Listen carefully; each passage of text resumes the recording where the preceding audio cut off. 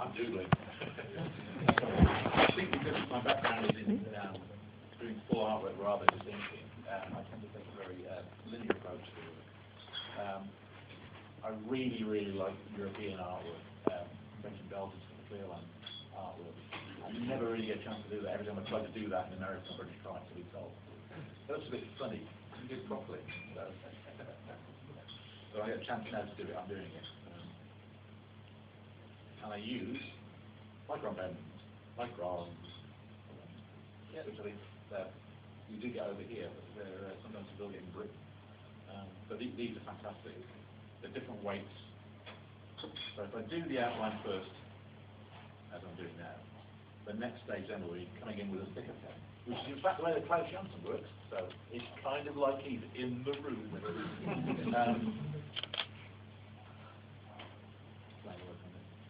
Except that Mike's not homosexual.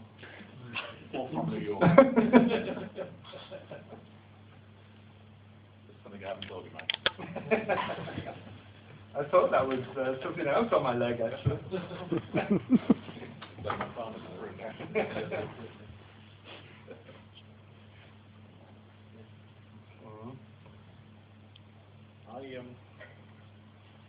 These days, quite often, I don't work with ink at all. We've now got a stage with computer scanning where it's so accurate, and my pencils are so tight quite often that I can scan my pencil straight to the computer and manipulate them a bit in Photoshop and create an image without any pencil there. They're actually using any physical ink. One of the problems I find when I'm inking myself is that sometimes I've spent so long doing the pencil that when I come to ink the artwork, it's become dead. It's just like, well, I've already drawn it.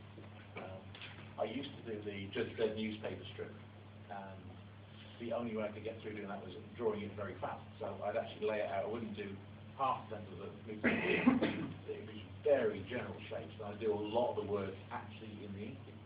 So I could just knock things in and just, I think it's fantastic. Can't do that. Do you want to swap over? I think for a while. Okay. Just they need to see that. Pretty. Well, Okay.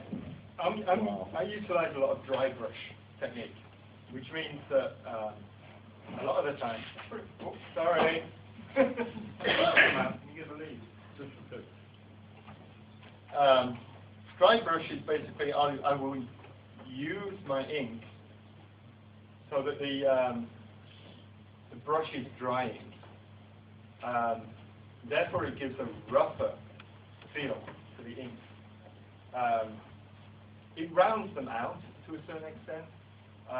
It gives it a rounded edge. I think it comes from confidence with the brush. It's very difficult to start using dry brush, but after a while it becomes a second nature. You know when to use it, you know when to pull back. I think it's the same with everything, you know, once you get used to something, it's a lot easier to do. I'll do some here. What I'm doing is dipping the brush, getting the excess ink off, because sometimes there's too much, you know, look on. But I'll use a little dry brush on the hair so you can see what I'm talking about.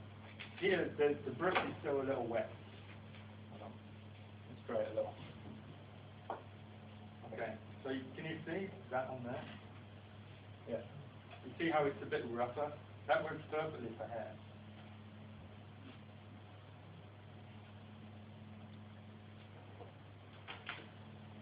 I'm using an entirely different technique to the other mic. it's like we're different people. Because I'm adding a lot more shadow to mine. I'm going left the clear line technique, and I'm pretty much inking it how I would ink my own work.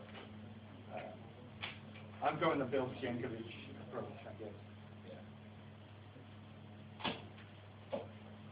Any questions at the moment? You'll have to look out if anybody puts their hand up. There you go. Which period is the Raphael pencil or brush? It's actually Raphael. It's just a Raphael thing. Can you see that? Do you want to show me with all the buttons?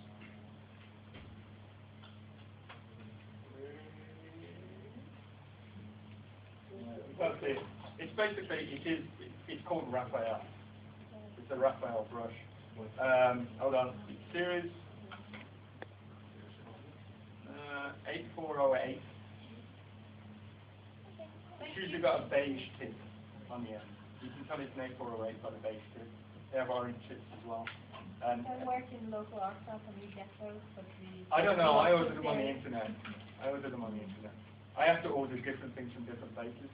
Like, usually my Winsor & Newton, I buy in bigger bottles, which you can't buy in the States. You can't buy in England. I have to order it from Australia. But it comes in a lot bigger bottles. It ends up being a lot cheaper because you can just fill up the old bottles. And so, yeah, the Raphael brushes, I think you can get them anywhere really. I buy them from a place in New York, but I think they're probably more accessible within Europe. Yeah.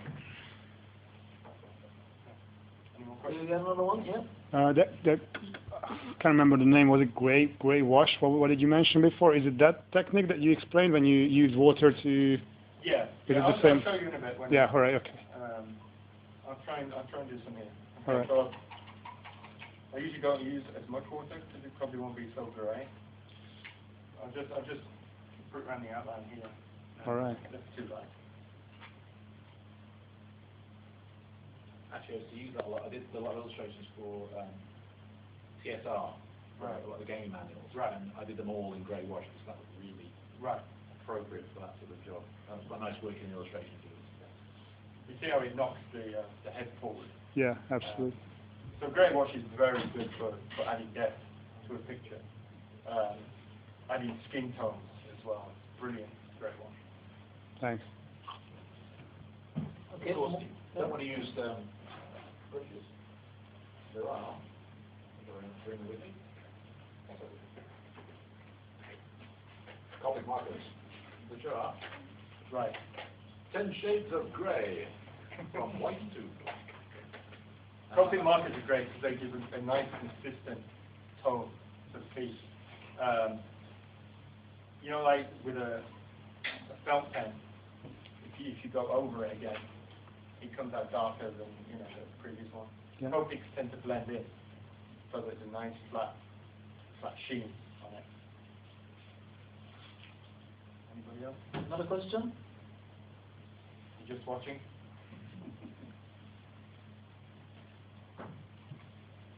Anything to add there, Mike? I hate it. But I like fiddling. How much do you actually go in on afterwards when you have done the artwork and scan it on a computer? Do you change it much afterwards? Oh, God, yeah. It's one of the dangers about this technology we have now, where you can change any little thing. That's exactly what you do. You go into this thing, the head's a bit big, nudge it down a little bit, or background's up slightly, just let that line move it slightly. And you realise you've wasted the entire afternoon dealing with something that when it sees print, is going to be like half a centimetre square. Nobody's going to notice. The letterer will probably stick a balloon over the top of it. But it's taking you all that time. It's just, technology's great, but at the same time, it can be a little bit, because it can just distract you from the larger picture. I used to enjoy doing illustration work rather than comic stuff.